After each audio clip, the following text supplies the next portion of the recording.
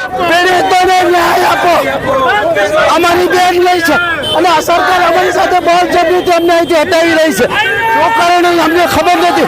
ફક્ત ને ફક્ત સરકાર ભ્રષ્ટાચાર દેખાતું નથી. અમારા એક બેન ગઈ છે, અમે ન્યાય માટે રોડ ઉપર ઉતર્યા છીએ. આજે એક મહિનો થઈ ગયો પણ સરકારને ન્યાયની મને કોઈ આશા છે ને, એટલા માટે અમારે ન્યાય માટે રોડ ઉપર ઉતરવું પડ્યું છે. આજે બે હાથ જોડીને પીડિત પરિવારને ન્યાય મળે એ માટે અમે લોકો બે હાથ જોડીને નમ્ર અપીલ કરી રહ્યા હતા. ત્યારે દેખાઈ આવ્યું છે કે ભાજપના ઈશારે પોલીસ નાચી રહી હોય એવું. અને કાલનો તમે ઓડિયો વાંચો, વાયરલ થઈ જ ગયો છે ઓડિયો, તમે છોડો થશે કે પોલીસનું શું છે શું નહીં. એટલે આમાં પોલીસે છોડવાને એવું લાગે છે. હપ્તાખોર પોલીસ છે, પોલીસ હપ્તા ખાતી હોય એવું લાગે છે. આ હતી રાજકોટમાં અગ્નિકાંડના જે પીડિતો છે એમની વેદના. રાજકોટ મહદઅંશે બંધ રહ્યું છે, પરંતુ વેદના હજી પણ ન્યાય માટે પોકાર કરી રહી છે.